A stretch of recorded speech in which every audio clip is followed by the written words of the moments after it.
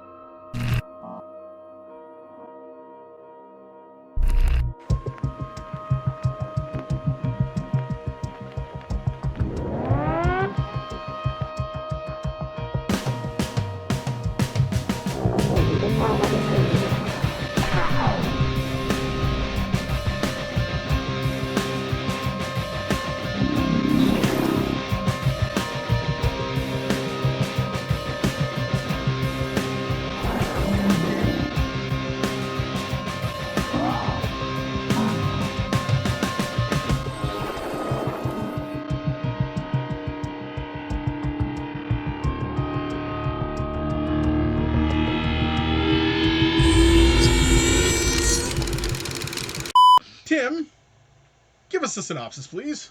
Okay, very brief synopsis because I want to get into talking about this. But a teenager's weekend. I did it again. I'm just gonna keep going. Fuck it. Tim fucks up. Whatever. Go. All right.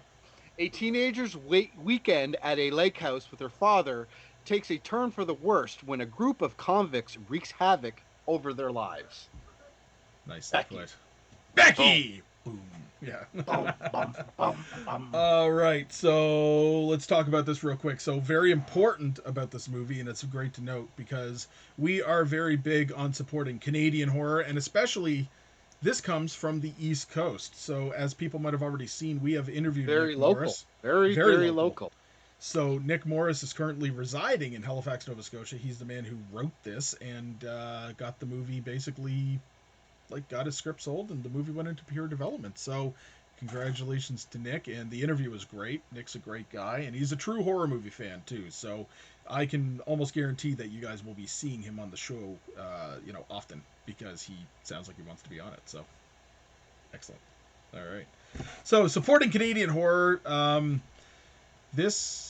I was very surprised at a lot of what he told us about how this movie came to be, and I was very happy to hear that too. So, the story itself is a very, very, very common thought, which one would expect to see in horror. It's a revenge story. It's a mixture of once again a stranger. It's a home invasion, home intruder, strangers type story, but it goes a different direction because there's a purpose. There's really interesting characters, but once again, at the center of this, we have the little girl, Lulu Wilson's character Becky, who basically turns from a grieving child into an absolute badass who just doesn't take shit and literally just, you know what, they screwed her over and they're gonna get murdered. Plain and simple. They crossed paths, unfortunately, with a psychotic child in this movie. Psychotic is the word. She's fucking bonkers. She is bonkers. She is psychotic, and it's great. It is wonderful. She has mental health issues, and you guys could fucking be a little bit more fucking sensitive and stop shaming this poor little girl. She lost her mother, she lost her father, and she lost her dog. And she's gonna kill I know Nick kind of them. disputed it, but I see Becky as like a mentally deranged serial killer in the making, right from the get-go. She's fucking Looney Tunes. Tim, she had 2 dogs. One's gone, but she still has the other. Wow. Dora and Diego, by the way, which is that what their names were? Yeah, my son thought that was hilarious because he grew up in that time frame, with like Dora the Explorer and Diego and all that stuff, so he thought that was hilarious. But Dora and Diego, I see. I love it. And then I hated that scene. Yeah, I'm just trying to make light of it because I hate seeing dead dogs. Everybody hates seeing dead dogs. That's the one thing, and it's very common in horror movies. You'll hear this from the most hardened of horror fans. You can murder somebody till the cows come home and gouge out their eyeballs and eviscerate them. And ooh la la la, look at me! Oh crap, you killed the dog, you asshole! It's like a badge of honor, though. It is for a horror writer to kill the dog. That's like a badge of honor you get. No, but you know what though? The dog's not really dead. It's a movie. So who the fuck cares? I'm making a movie that's just called Kill All Dogs. I'm gonna kill. It's called Dead Dog. And it's just Tim's in his apartment, and he just fucking snaps one day, and he just starts killing dogs. Yeah, because it's not. The Last of Us Part 2 got a lot of flack for that because you kill dogs. I killed every fucking one of them. I'm never getting that game now. Thanks a lot, Tim. Whatever. You're missing out on an amazing experience killing dogs. No, there's no... Brilliant. I don't know. People get ultra sensitive over the stupidest shit. Like, innocent. They didn't really kill the dog. Like, the dog is a actor. He's acting. It's not real. It's a simulated reality. We know. It's just, the visuals of the situation, that's all. Dog. Like Johnson. That's why I never watched the original John Wick. I hate seeing that part. That I can agree, because that was heartbreaking. That was little brutally heartbreaking. Adorable dog. But to take Aaron's fucking sentiment, he gets another dog. What's the big deal? Jeez. This just went brutal. This whole discussion all of a sudden. You're learning. That's fun. Yeah. So we have an intruder style flick where the daughter goes haywire, and we do get some very brutal killings in the movie, and we get some good character arcs and climaxes, and it's really well done.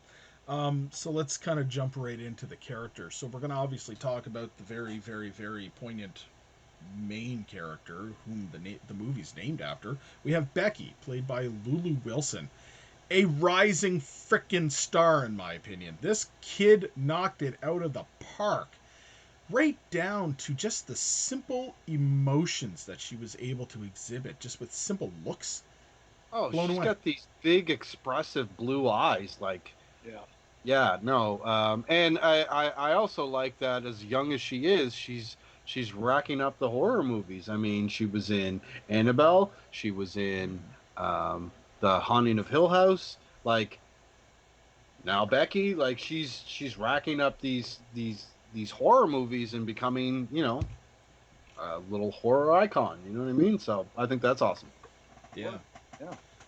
No, and she like, it was, like I said, it was just like, and I don't know if it's like a natural talent or if it's something that she's been working on really well, but I mean, everything that we've seen her in, she's just been outstanding in.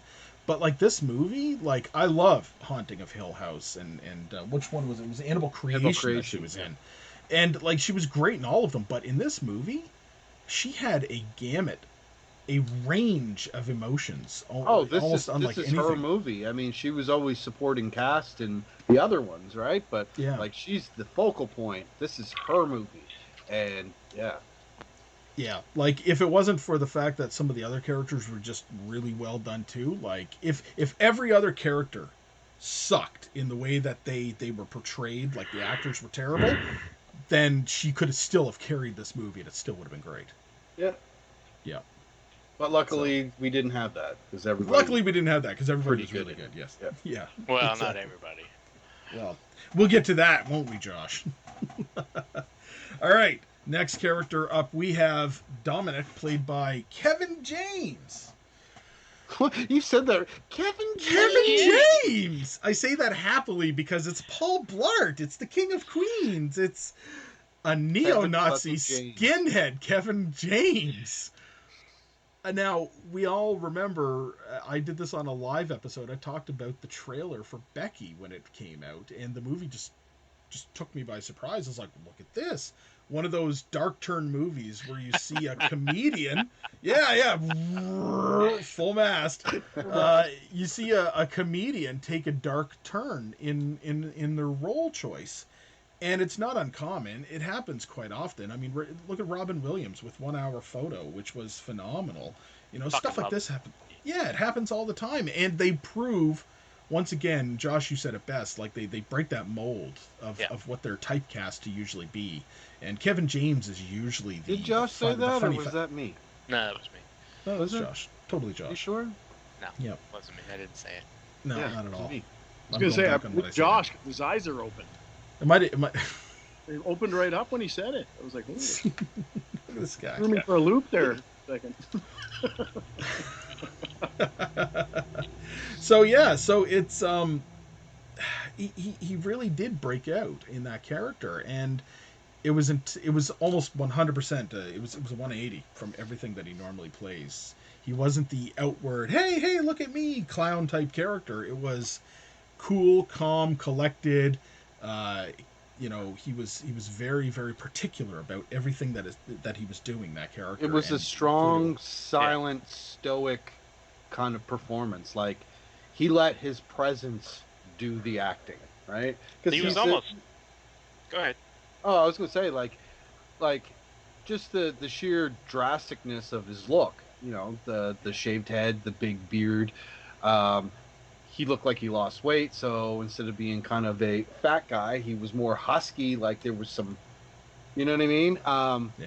Yeah, he's a big, imposing kind of figure, and I like that his acting wasn't over the top with this.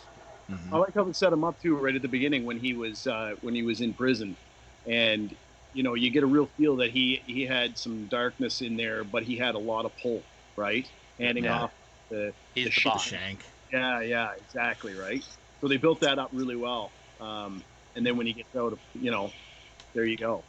You kind of set the stage for his character. And was it just me, or did he become even more badass when he lost his eye and he had the bandage over his head? I was looking at him like, fucking pirate, man. This guy's awesome now. Like, he's even better. Like, he loses an eyeball and the character becomes even better somehow. It was great.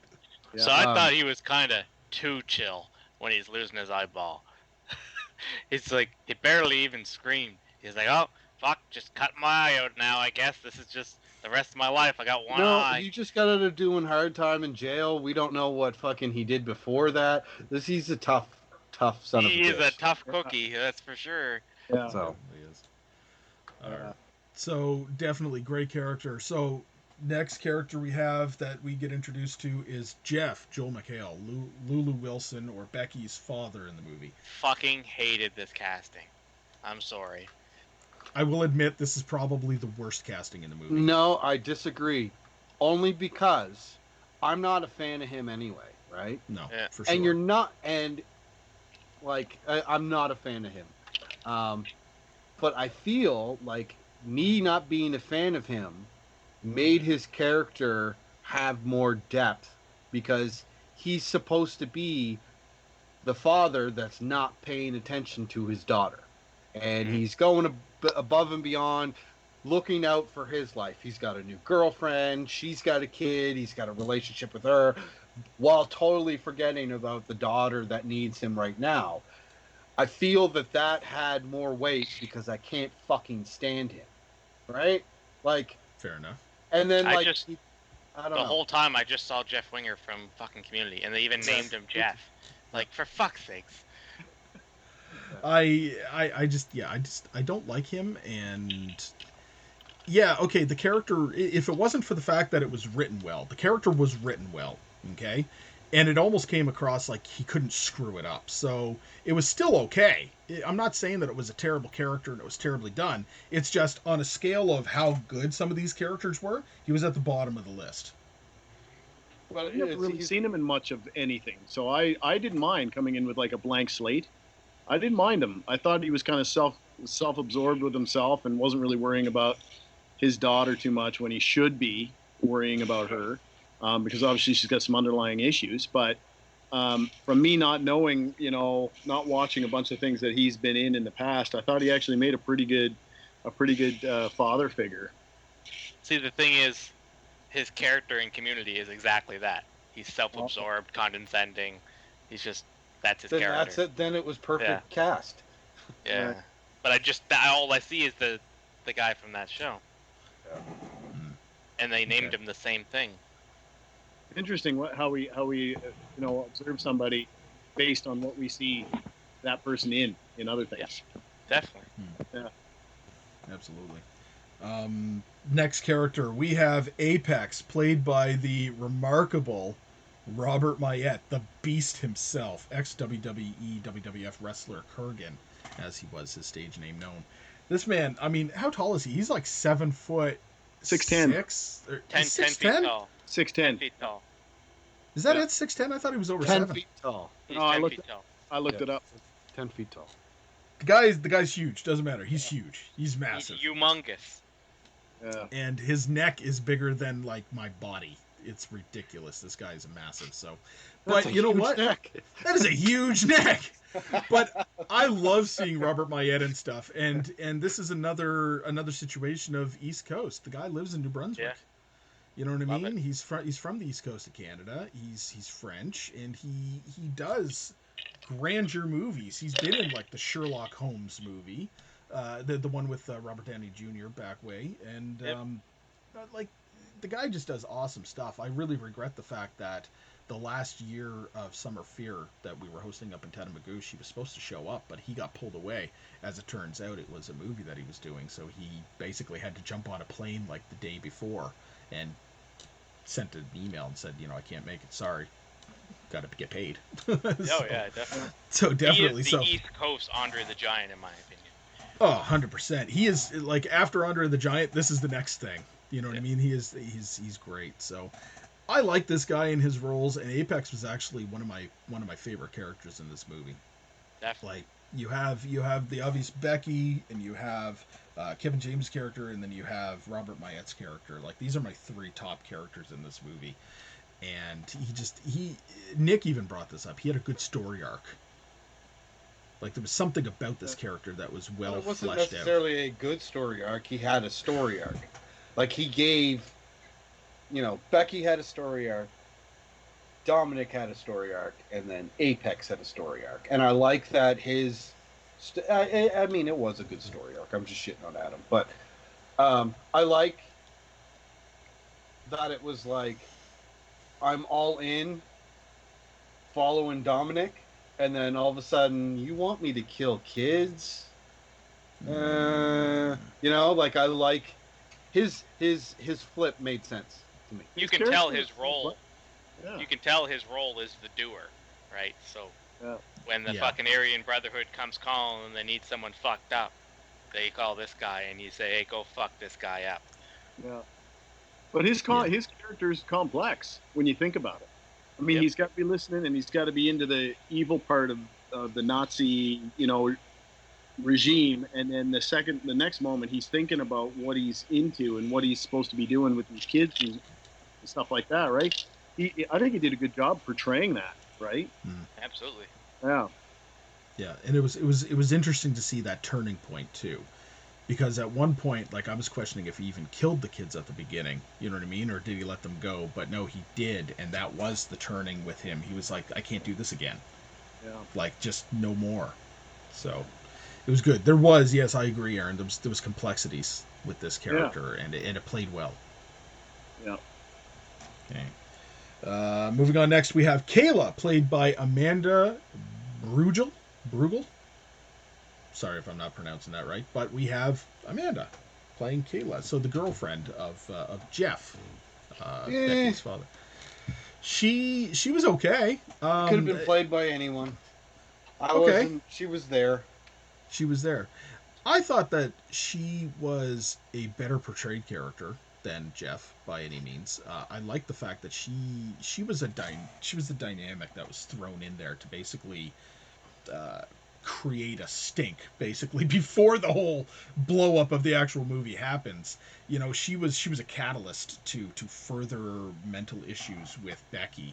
What's going on? I mean, right off the bat, the car pulls up and she's like, what the hell is she doing here? and things just really start to tumble from that moment. You know what I mean? It gets worse and progressively worse at that point for her, even though she's a positive character because she's just trying to be there. She's not like, it's flat out like, I love the respect that she had for Becky in the movie. Like, she was basically saying, Becky, I really appreciate you sharing your father's time with us this weekend. And appreciate us, you letting us be here with you guys, even though Becky didn't know anything about it. But she was trying. And I thought it was a positive thing.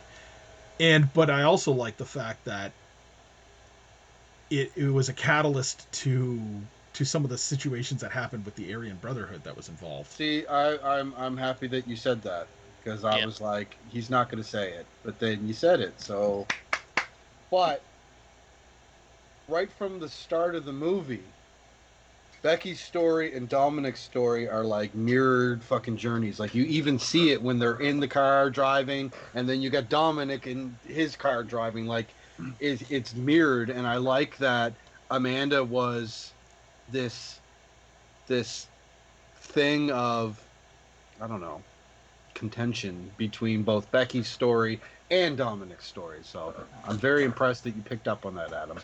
Well, thank you. I'm not just a pretty face. You know this. with a don't even. That's a huge neck. That's a huge neck. And then we have Kayla's son, Ty, played by Isaiah Rockcliffe. This kid was cute. I like this kid. I giggled when he was... Up. What? I said, this kid fucked up big time. How so? What are you talking about? He lets it loose that they're looking for Becky. Yeah, fuck that kid. This kid fucked up big time. He's a kid, man. He's like young. Like, what are you gonna happen, right? Like, what are you gonna do? He's just kill the kid. Kill the kid. Kill the kid. Kill the kid. You killed the dog. Kill the kid. Right. You already killed 2 kids, Apex. Kill this one too. Right. It's just like young ignorance. It doesn't know, right? Yeah, and I played it well. Yeah.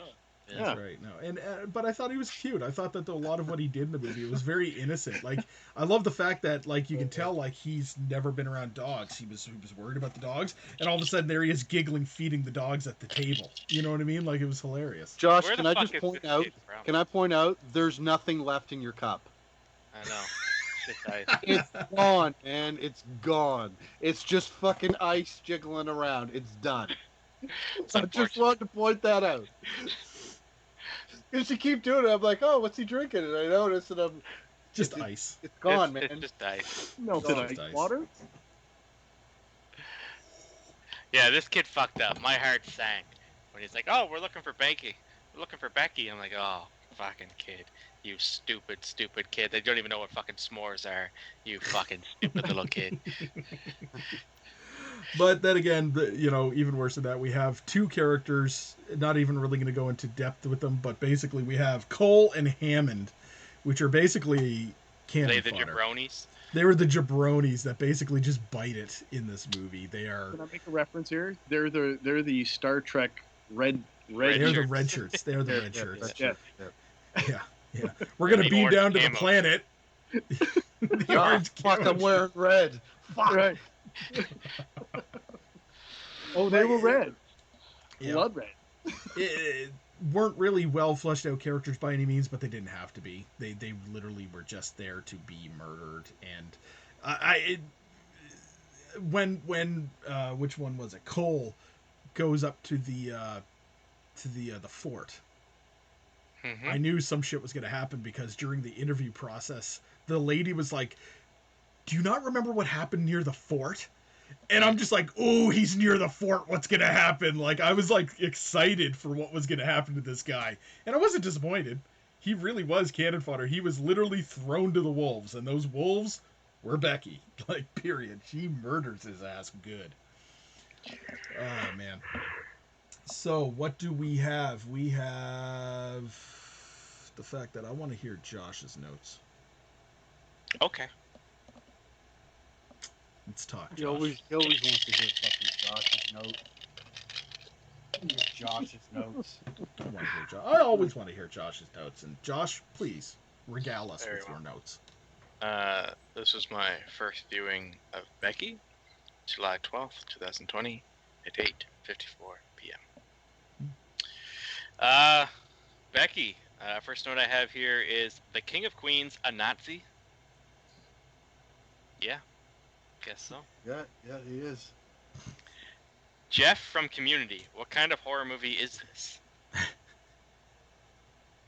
And I wrote, ooh, she's stealing! What the fuck? That kid had like 14 pairs of sunglasses on. They're in like the little... Yeah, the kids are just sitting there putting all these glasses on their face. Where are the parents? Where are the parents? Rebecca Hopper. He busted out the full name for this one. She's in trouble. Ultimate teenage angst situation. And then they throw in the other woman. This is not going to be a good time. What's a s'more? Question mark. Where the fuck is this kid from? This kid is like 6 years old. And he don't know what a s'more is? It's bad parenting. Right? Man, even in this, he sounds like Jeff Winger. I don't take a single thing this guy takes seriously. He sounds like a con man. I wrote, is that Robert as the big guy? Yes, it was. Why is Kevin, James, all of a sudden holding hostages? The car scene kind of sets him up to be a kill first, ask questions later kind of guy. Going to get Becky. ... Kid, you just fucked up. So was this place like a stash house for the Aryan Brotherhood? How did it get into like Jeff Winger's family? Was the mother a fucking Nazi? No. What the original script was, if I remember correctly, was Becky's family bought this cabin. Okay. Within the last 5 years or something. Mm-hmm. But the previous owners were the Nazis, right? Yeah. And they've been in jail for like 9 years. So. 9 years, yeah. But I mean, the Aryan Brotherhood's a pretty big organization. I think they could have got someone to keep an eye on the property. Like, the fuck. What's Kevin looking for? Even though the original script, they weren't Nazis. They were just criminals. True. Yeah, just criminals, I guess. That's true. That makes more sense. Lie detector. Lie detector in use. Damn. He just straight up shot her. Going to the campfire. I wonder if they're going to make s'mores. Hey, Becky. Try getting the fuck out of here. That's probably your best bet, bud. She's just like hanging around in the woods. Like, fucking get out of town. What are you doing? Alright, oof. Becky, you done fucked up too. Holy shit, she stuck it right in his eyeball. Oh my fuck, safety scissors trying to cut the eyeball is too funny. And I like it how it was like the little jabroni guy trying to cut it with safety scissors. The little jabroni guy. Or was it just me? Is it just me, or was Kevin super chill about losing his eye? Super chill, yep. Like, strangely chill. Tough as a mofo. Yep. She's going full Macaulay Culkin on these guys. Fucking prison shanked him with a bunch of fucking Creoles. Excellent. What was that? Something Robert, I don't know. Robert is our generation's Andre the Giant. She's spitting his good eye. She's legit setting up Home Alone traps at this point. Maybe if these guys spent a little less time eating honey buns and watching Fresh Prince in jail, they could, catch this 12-year-old girl they're chasing.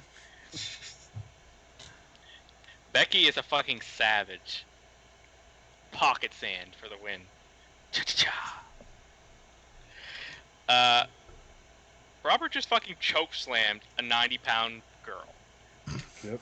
Yeah, he did. Like, straight up, Undertaker, boom, done.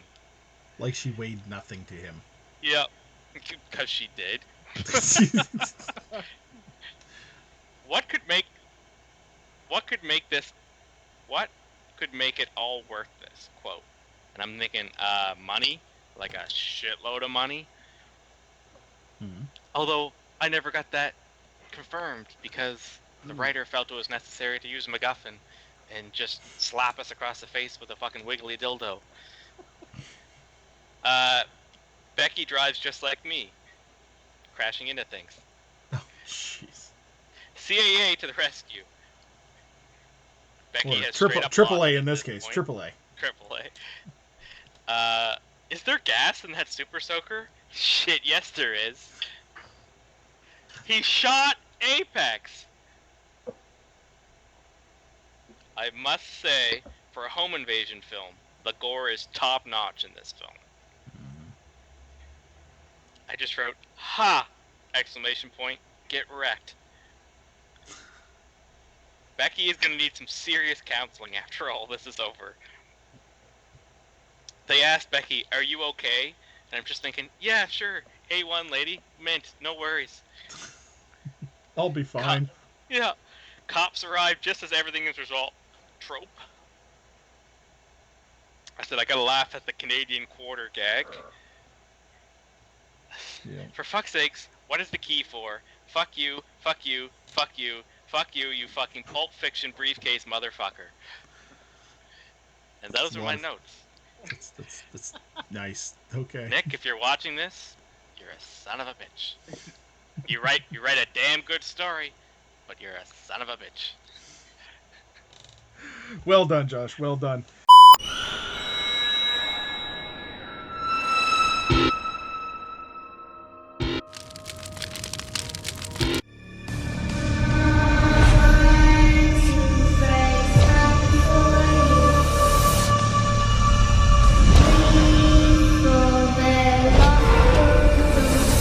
Robert Englund here, a.k.a. Freddy Krueger. I'm watching and listening. They cast from the coast. You better or else. Aaron! Yeah. Let's talk about effects work here, buddy. Yeah, absolutely. So there's a couple people, if you weren't paying attention to the credits at the very end there, is Zakarian Special Effects Group, or Zakarian Special Effects. I believe those are the guys that made all the effects when it comes to all the prosthetics and the bodies and all the kind of visual stuff. And then you have your people that go to set and apply these effects, the special effects makeup artists that are actually on set. So there's two different sets of special effects people. There's the lab technician, then you have the special effects makeup artist. Carly Morse was the key on this. She's prosthetic makeup designer, so she came up with the design. Probably got a hold of Zakarian Effects and said, "This is what we're looking for this film." I believe that they are Canadian as well. I hadn't really heard much from Zakarian, but this movie really proved that whatever they're pumping out from their studio, it looked pretty good with the application from Carly and Monica Pavez, I think her name is. But Carly's responsible for movies like Polar. Adam, you would know, that Mads Mikkelsen. Mads right? Mikkelsen, love Yeah. that. It Chapter 2. She was a prosthetic applier on that. What We Do in the Shadows, again, another one that we're all very familiar with. The Silence. Oh, yeah. So this was filmed in Burlington, Ontario. So we had some pretty good Canadian people working on this. I found that there was really good symbolism from when Lulu's sitting on the sidewalk next to the end sign, and it's flashing back and forth to her mom with cancer. I can definitely attest that that is very symbolic, dealing with the fact that my mom passed away from cancer as well. So that was very heartfelt. And when I was watching that, I was very emotional over that because I kind of tied in with that character and knew what she was kind of going with. So Yeah. her heart, I know, loved her mom, completely. And she played that role perfectly with that. Does that have anything to do with special effects? No, but I wanted to make sure that I threw that out there for you guys, Yeah, right? Absolutely. Writers do that. I mean, they say like 1 in 3 people are affected directly by cancer. So I mean, that's the equivalent of the cringe things like the teeth pulling or the fingernail pulling. If you want to pull at your heartstrings, that's what you use as a writer, because you know you're going to reach a great audience, right? Yeah, exactly. Right? Yep. Shoot a dog, for instance, right? Tim? Yeah. Right? We'll get back. Hey, I lost my dad to cancer too. Oh, well, okay. All right. Moving on. Shitty ironing job on police officer's pant leg, Kevin and James. Right out of the get-go, there was like triple seams going on, man. And when I was doing stuff like that, I'm telling you, that would not pass. Lack of an appropriate pleat. Yeah, that was just brutal. I had to point that out. I did point out that it was a Canadian quarter right out of the get-go. I knew that was Canadian quarter. I could see it. Great tattoo work. Yeah, when I was initially paying attention to the stuff that was going on at the facility, the jail, I looked at the tattoo work. I was like, okay, yeah, it doesn't look too dark. It looks like it's actually tattooed on there. To some extent, anyway. It doesn't really have a lot of depth, but it's hard to do when you're spraying on a dark color, right, or whatever. Leg wound was good. When she got shot in the leg, it did burble up a little bit, and you saw some blood come up and things like that. It was kind of a cutaway, so it's a good effect. I like when that happens. To some extent, she's wearing clothes. You're not going to really see a big effect when it comes to that, but at least the continuity on that wound was actually quite good. Good continuity on the fire pit. Mm-hmm. So they were at the fire pit. The fire was going really well, and then they go back to the fire pit and it was burned down a little bit. It's like where it would be. So whoever the script supervisor was doing that was absolutely fantastic. I picked up on that right away.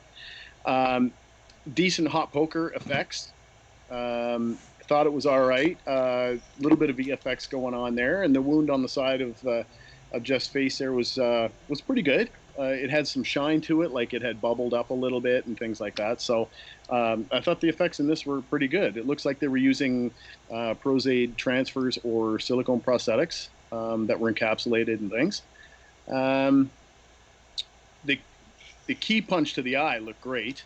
I thought the camera angle was really good. It made me cringe, made my lady cringe. Mascara running down Becky's face when she's upset. I mean, whether she's like, actually she was in the role so much that she actually started to cry and it did run the mascara, or the makeup people were on key when they were like, okay, she was crying, so her mascara is going to run. Little things like that are key when it comes to a movie like this, right? To portray that emotion even more, right? To me, anyway, they are. Absolutely. Yeah. Eye effects look great. No pun intended. They look great. Yeah.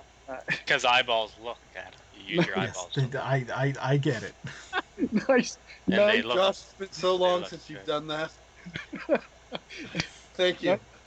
Nice touch with the dull scissors. I remember using those scissors when I was like a tiny little shit, and they wouldn't even cut it wouldn't cut a piece of construction paper, and I get frustrated going, I don't want to do crafts anymore. Like I said, I just love that the jabroni was doing it and he can't get through it, and Kevin's just like, for fuck's sakes, get out of here. Just get a butcher knife and cut it right off, right? Yeah, I thought that was pretty cringeworthy as well. He had to tuck that cord obviously back in before he put his thing on, but we didn't get to see any of that. Good continuity on the eye wound as well, right? When he had it wrapped and the blood was there. I didn't really see, the blood moving around too much. So they were lining it up properly, and they managed to get it looking proper through all the shots. Wouldn't just your opinion, Aaron? Wouldn't there have been like bruising around where the eye? There could have been, but it was really fresh, so it might have been like really dark bruising. But he had it covered over, and it was bloody too. So you might not have seen it because of the blood and the bruising, right? But when you get hit in the eye, you're gonna have some sort of sensitive area. Blunt trauma. Yeah, you're gonna have that. But it was so bloody and stuff around the area, it was kind of hard to see. But yeah, you're right. That kind of thing would happen. Okay, so here's one of my big things that I just cringed in this whole movie. Loved the movie. But Apex's shirt, the blood droplets on his shirt kept moving and kept growing and shrinking and moving. So that was my only harsh critique about the effects in this. Granted, you're shooting over however many months, and You got multiple pictures you can rely on and things. But in some shots, the blood got really light colored, and then it got really dark colored, and then all of a sudden, why? Why? Because the prop department had 8 different shirts, and fucking Nick ran off with 2 of the ones, and they had to keep reusing different ones. That's definitely what happened. Yeah, it's your fault, Nick. Yeah, if you're watching this, it's definitely your fault, right? So the ruler in the neck, I thought that was really cool. It was kind of, the camera's bouncing around all over the place, and then she's kicking that ruler right through Buddy's neck. When you see him later on, when he gets found by his buddy, you see the guy laying there, and you can see the actual ruler moving to the pulse of the actor's neck. So you can actually see it moving, right? So that was another thing that I picked out myself. It's hard to do a neck wound and be really, tight shot on it and not see that kind of thing happen. Was he dead? Yeah. Oh, at yeah. That point? Oh, okay, because I was going to say, like, wouldn't it kind of move if he was bleeding out and the pulse and all that? But if he was already dead, no, it wouldn't. He was way dead, right? Yeah, it gave him an inch, and of course, it took 12 right to the neck. I can't stop using that line. I'm sorry, boys. No. The dad shit's coming out tonight. Death by boat engine. Yeah, that was pretty cool. Very cool. That was a lot different than what I was. I mean, I knew the guy as soon as he got kicked in the water. I was like, oh, he's going to start yelling. He can't swim, and then that's going to be his death, right? Well, no, it went an extra mile and went right underneath the propeller. That was great. I was like, holy smokes, that's wicked. And the blood effects that came up through the water and everything, it just looked great. Reminded me of the scene out of like Jaws or something with the bloody water and chunks and crap coming out of there. Let's see here. The OnStar, I had to make a note on this. The OnStar in the car was a nice little add-on. Because in so many horror movies and stuff, I mean, you see a bunch of, domestic vehicles being driven around that have OnStar, and if you crash, they're going to send somebody if you're not responding. So yep. I thought it was a really cool thing to write in there and actually have them respond. Of course, they're not going to respond fast enough. They're going to come at the end of the whole situation. But at least the OnStar informs somebody, because it's a satellite network. It doesn't matter where you are. It's still going to inform the people that need to be informed that you've been in a car crash, and they're going to send somebody out. So I thought and Josh, this has got to sit well with you in a horror, what makes sense. That makes sense to me. That really made sense with all the cell phones being broken and things like that. I thought that was a good little add-on that they had there. So kudos to that. Four-wheeler lawnmower scene, that was crazy. I did not know what she was going to do, and didn't think he was actually going to bite the bullet right there. I was actually shocked when she ran over him with the, and I thought, okay, there's no way he's going to get up out of this. And then when I saw the face completely, right, like done. Shit right off, complete savage, the brain and I thought it was, maybe the head was a little too straight. Maybe it would have been more mulched up or whatever. The only thing we picked up on that scene was that's like an older style drag behind lawnmower. There was nothing showing her actually turning that on. No, it was she just ran over him with it and stuff. Yeah, and it was like magically it's not on, and then all of a sudden it's on. So that was a little bit of a continuity error, I found. Yeah. Tim, my next note is Diego lives. One of the dogs live, right? I was like, yes. At the very end, when Becky, or even at the beginning, when she's kind of telling the counselor there what, she's asking questions to counselor or the police officer, whoever it is, they're trying to get information from Becky. And this stuff that had happened, if you remember, she had like a gash on her nose, right? That gash, she would have had a scar there for quite a while. Like the nose is hard to get rid of a scar like that. And in that scene, she had nothing. There was no mark. There was nothing. Like they should have had something just lightly right across the bridge of the nose where it was kind of flayed open and bleeding from, right? One of my notes, what the hell was the key for? Which we still don't know, but okay. Right.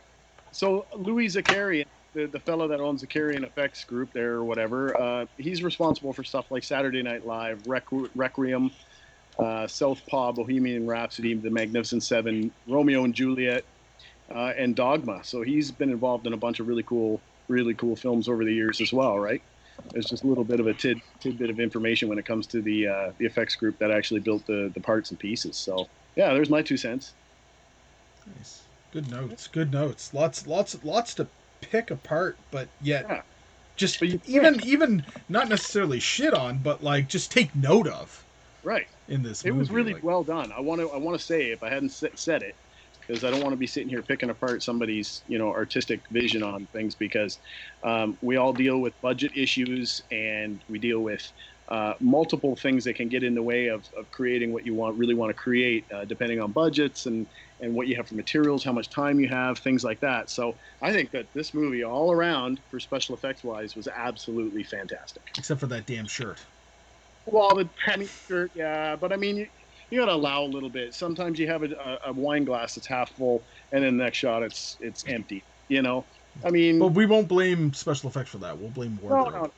That's script supervising and things like that. But you know what? I mean, you can't be 100% of the time, especially when you got hundreds of people working on something. I mean, it is your job and stuff, but sometimes something like that goes by.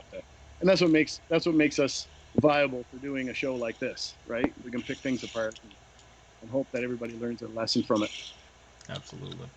Yeah. So that means I think it was Deborah Voorhees who said, like, they made a movie. Like, that's the most amazing thing. Like, you made a movie. You made what more do you want? Like, everything came together, and a final film was made. Like, absolutely. That's astonishing that anyone can do that. And it's for everyone's entertainment. Yeah. Like, to sit down and watch a movie like that. If we didn't have stuff like that, I mean, look, boys, what else would we be doing? Sitting here with our thumb in our bum? Well, we're Canadians. We'd be talking about hockey games, I guess. I don't know. A? Yeah. COVID canceled that. Canceled that. Like, yeah. Excellent. All right, so that just means one thing. It is officially trivia time with Tim. See, I feel bad because like you're giving me this intro, and there's not a lot of trivia for this. I literally have 3 things. No, well, that's perfect. Amazing trivia. Why is it perfect? Because I'm not going to fucking talk for a long time, you piece of shit. No, I'm just saying that, you know what? In terms of trivia and what we're going to talk about here, I'm just going to say whatever Beyond Tim says, go check out the episode where we actually talk with Nick. If you want some really good behind the scenes details and trivia pieces of information, Tim will talk about trivia on Trivia Time with Tim tonight. But check out that episode where we actually interview Nick, and you'll get some really good greasy details. So, greasy details. Proceed, right. Tim. Okay, so originally Simon Pegg was slated to play the villain until he dropped out May of 2019 due to scheduling conflicts. That is when Kevin James was announced as his replacement exactly 1 month later. We also got a little backstory in our interview with Nick about what happened. Kevin was supposed to play the dad. And then he was like, hey, Dominic's open. You want to let me do this? And that's how he got it. The second piece of trivia is, this is the first time Kevin James has ever played a villain on screen. Did a great job. And well done. The third piece of trivia, amazing artist Tim Johnson did the production. No, I'm kidding. Tim Johnson did the concept art that got this movie made. I was hoping that. Who the hell's Tim Johnson? Yeah, who's Tim? He is a world-renowned, credited actor, writer, artist extraordinaire, comedian. He's a photographer. He's a jack of all trades. Yeah. True Renaissance man. Right? It comes to creative stuff. True Renaissance. Did you say Renaissance man or Rain Man? Renaissance. Renaissance man. Renaissance man. It's a true Renaissance. With your fucking skull gloves. Anyways, I'm just inflating my ego. I don't really think that. But yeah, that's basically it as far as trivia. Well, weren't you just saying after Nick leave that he pretty much owes everything to you? Then if you didn't do it, he wouldn't even that story wouldn't have even gone anywhere. Oh, That's God, what you were saying earlier. That it's pretty much your movie. Just trying to bust my balls. I mean, did I help? Did it maybe? No. No, that script absolutely stood on its own, like that original first draft. And you can tell by how little the edits were, right? Yeah. Like when they just make things to fit the set and the budget and stuff like that. That's good storytelling. That means you had an amazing script that no one looked at it and said, "No, we need to take this whole aspect out and put this here and change the whole script." If anything, there was things added to it. Obviously, Nick went into that as well. But like I said in the interview, like how he pitched it was the movie that I watched. Yeah. And that's, again, I'll say it again, a testament to his good writing. The fact that I added art. Cool. I felt like Ralph McQuarrie for George Lucas's Star Wars. Like that's why I got excited. Like I'm doing concept art. Yeah, no, that's it for trivia time with Tim tonight. Trivia time with Tim. Excellent. Just talking to Nick and stuff. What a great guy. It just seems like a very humble, very easy to get along with dude, right? That's just got a passion for writing some stuff. And yeah, he's if he continues down that path, he's not going to have any issues. People are going to love working with him, right? Yeah.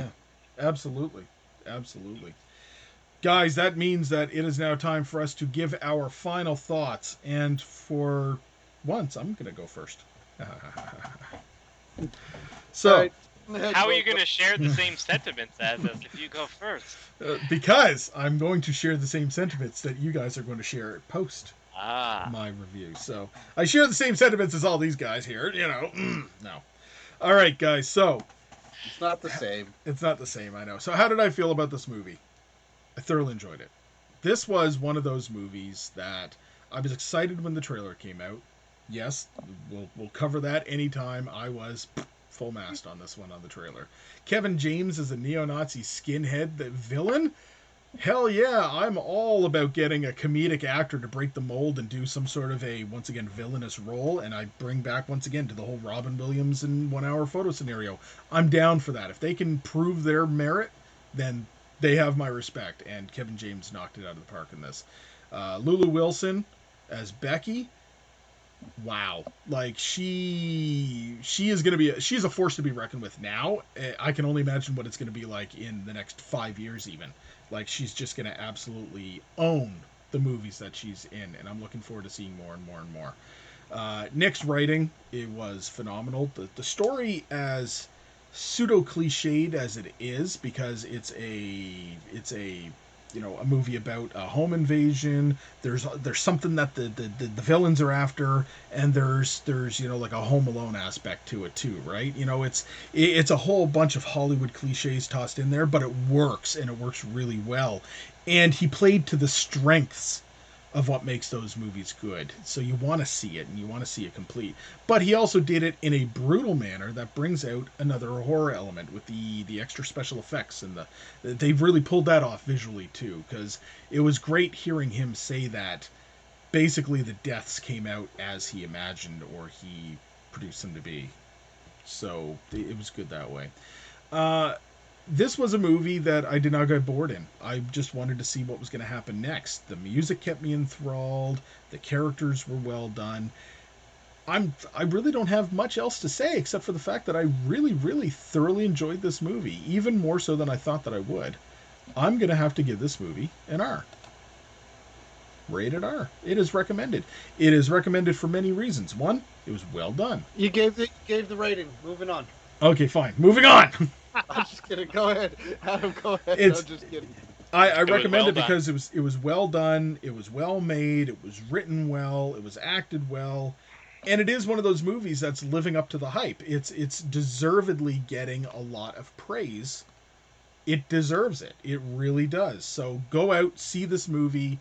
If you can see it on the big screen, do it. Like, I really wish I didn't just rent the movie. Like, I wanted to see it on the big screen. So go for that. With that, Tim. Well, Adam, I share many of the same sentiments. I obviously have a personal connection to this movie. It's your movie. Yeah, it's my movie. No, like it's such a surreal thing because like I was there for the pitch. I helped him do a visual representation of what he wrote so he could help sell the script. Um, so like and I've been there since the beginning. I mean, I never thought this thing would get made necessarily. You know how hard it is to fucking do anything these days. And with that, not only was the movie made, but it was fucking awesome. Um, I thought a lot of the casting choices were perfect. Lulu Wilson as Becky was awesome. Again, like I said earlier, the added baggage of being a up and coming horror icon now kind of lent a little bit more to her character. Special effects were great. Um, I still wince at the eyeball scene. Um, yeah, Kevin James, I like him now, so that's a big win. I thought he was fantastic in this movie.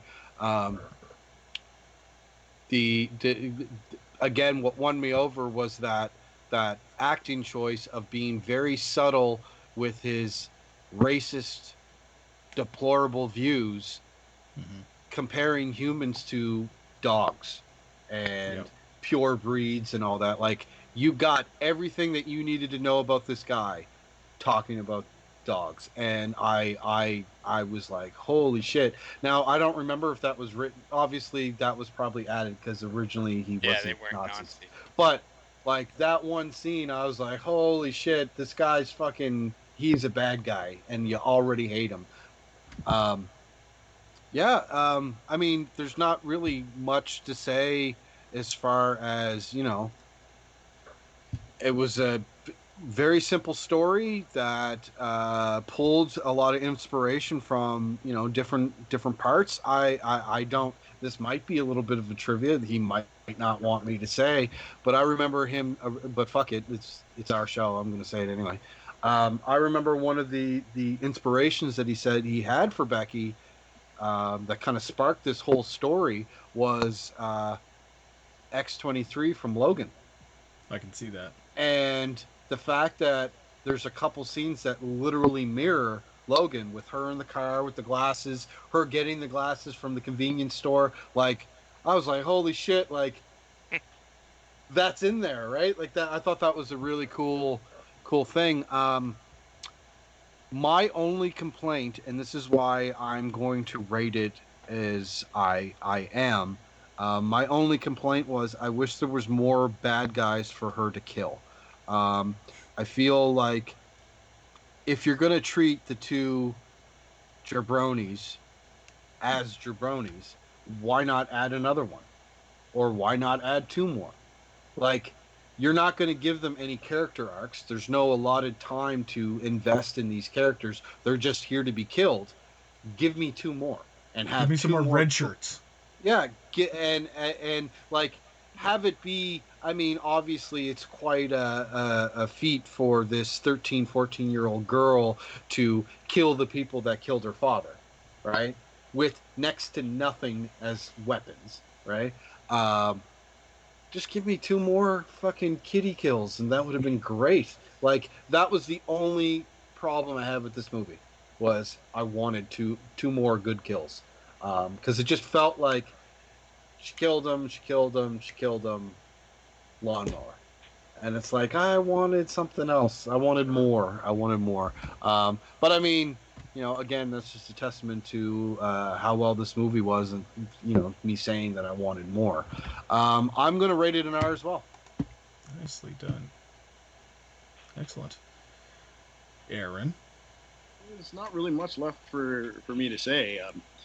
On behalf of the special effects part of it, I'm glad to see that Canada's holding its own when it comes to this kind of thing for what I consider a pretty good horror flick, like a Hollywood horror flick. everything was tight. And what I didn't mention earlier was the fact that all the straight makeup in there as well was done really well. Right, I didn't see any shine on anybody's faces. It was just very subtle, and it was just perfect. Little is more when it comes to that kind of thing. And you're shooting a film, you don't want somebody to be too, have heavy makeup on where you can scrape it off and things like that. But in saying all that, all the effects that I saw, all the shots that they did with it, I think some of the trick shots and things, they worked out in this, but they didn't base the whole movie on doing these really cutaway shots. They actually. I'm sorry, I'm not laughing at you, Aaron. It's just you made a point, and then all of a sudden it went, bing. I thought it was fun. Little light bulb, right? Yeah. Yeah. But yeah, I just think all in all, I think it was really well done. It was really well thought out. I really think that the effects that they did do in it, they cut back to the like the ruler in the neck or the eyeball hanging out, and they have to cut it off, and it didn't work with one thing, and then it did with the big butcher's knife. Nice shiny butcher's knife. He's got his eye down on the cutting board and he just cuts it off, right? Like it's definitely cringeworthy when it comes to that stuff. So I think that they definitely have a good cringe level, and if you cringe when you do this stuff as a living, then to me that group has done a good job, right? It's done a good job, and I can, I've never had my eyeball severed like that, but you cringe and you're like, oh, jeepers. So all in all, I can't really. I mean, I'm just going to repeat it. I'm just going to repeat what Adam and Tim has said already. So you share the same sentiments? I do. Yeah, and I'm happy that one of the dogs survived. I'm happy that both dogs survived, Tim, because it was just a movie. But I'm glad. Oh, they really killed that fucking dog. I thought another thing that I should mention is locations was actually pretty cool too. They managed to shoot this at a cabin, and from what I saw with the jailhouse and everything, that's pretty realistic. So, yeah, I think they did an all around really good job with this. So, as well, I'm gonna give it an R myself. Definitely, definitely recommend this. Being Canadian, I'd love to give it an X, but it's definitely recommended. Definitely recommended. Excellent. Josh! Yo. Go ahead. Look, there's a couple things I wish they would have done in this movie. I wish, like you guys said, there was a couple more jabronis. I wish they were more skeevy, more underling. I know that it's like, they're Nazis. Is that not evil enough for you? I want these people to be fucking deplorable. Like, I want these guys you look at and you want them to just be executed in the most horrendous ways. Like, I don't know. Like the From Hell, 3 from Hell. Like, just make them deplorable like Otis. I want like an Otis character that you just look at and you're like, this soulless son of a bitch. Jeff Winger was a fucking goof. I wish they would have cast Kevin James as the father or someone else. Just not Jeff. I don't know. What a dingus. The gore was next fucking level. I don't think I've ever seen a home invasion movie with gore like this. That's generally reserved for the slashers or something else entirely. And this psychopath Becky that just fucking loses her marbles and starts murdering people full on Macaulay Culkin style. Excellent story, excellent writing. I love the fact that it's an East Coaster. But Nick, and we're getting serious here. Squinty eyes are coming. You son of a bitch. Motherfucker. You got me. I was so ready to receive that payoff, and I was so excited for it. And I love the fact that he left us hanging. I really do. As much as I want to just strangle him until he tells me what the key's for, I love the fact that he left it open-handed. I love it. It's the Pulp Fiction trope, right? The what's in the suitcase. It's better not to know. It's better to have your theories and everything, and this was very good writing. And I've said this a few times already, even with the interview with him. But the fact that we've gone through so many stages and then seeing the original creation and still seeing that at the end, when most fucking scripts that get picked up get turned into Hellraiser movies, Like this is gold. I got to give it an R as well. I'd like to give it an X, but it's just not my favorite type of movie, which is like the creature feature kind of cheesy, campy. And this movie was just a straight up serious movie, and it was really great for what it was. And I got to give extreme props to the writer and the people that brought this to life. Nice. Yeah, nice. Put your glasses back on. It's weirding me out.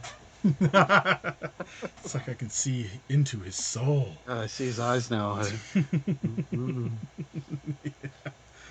Oh man, so that's 4 rated R's for recommended from this crew tonight. So this has been a good discussion, guys, and we had a great discussion with Nick, and now we've had a great discussion about the movie. So what a great movie!